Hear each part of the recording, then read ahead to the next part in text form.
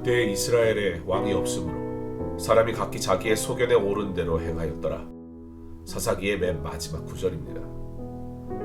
말씀을 통해 알 수 있는 것처럼 사사기는 신앙의 이름으로 포장된 욕망의 시대였습니다. 이런 사사기에 대한 성경의 평가가 충격적이거나 낯설게 느껴지지 않는 것이 충격입니다. 왜냐하면 바로 이 시대의 삶도 자신의 생각이 판단의 기준이 되어버린 시대, 곧 사사시대를 많이 닮아있기 때문입니다. 신앙의 이름으로 포장된 욕망의 시대, 다른 말로 하면 욕망이 신앙의 이름으로 감추어져 있는 시대라는 뜻이 되기도 합니다. 천박한 민낯을 드러내지 않는 욕망처럼 무서운 것이 없습니다. 왕이 없어 왕을 달라고 하던 사사시대, 언뜻 보면 일리 있는 말처럼 들리지만 실상은 욕망이 신앙인 것처럼 포장한 말입니다. 그들의 말대로 이스라엘에는 왕이 없었습니다. 그러므로 그들의 말이 맞습니다. 그러나 틀립니다. 사실 하나님의 백성인 이스라엘에게는 왕이 있었습니다. 하나님의 백성, 즉 그들의 왕은 오직 한 분 하나님뿐이었습니다. 그런데 하나님을 왕으로 섬기지 아니하니 왕이 없다고 말하는 것입니다.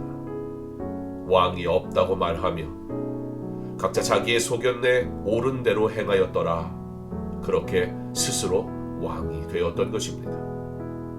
그리고 그러한 모습은 이스라엘 백성들에게서만이 아니라 사사들 가운데서도 발견됩니다. 사사기에 등장하는 사사들 가운데 가장 눈에 띄는 사사가 있다면 바로 기드온입니다. 기드온의 이야기는 사사기에서 가장 많은 분량을 차지하기에 그렇기도 하고, 또 사사기의 전체 내용의 한 가운데를 차지하고 있는 것이 바로 기드온의 이야기입니다. 무엇보다 기드온은 사사기의 핵심 주제인 하나님만이 왕이십니다 라는 사실을 가장 명확하게 고백한 사사이기도 합니다. 그는 스스로 잘나서가 아니라 하나님께서 그의 영광을 나타내기 위하여 세우신 큰 용사였습니다.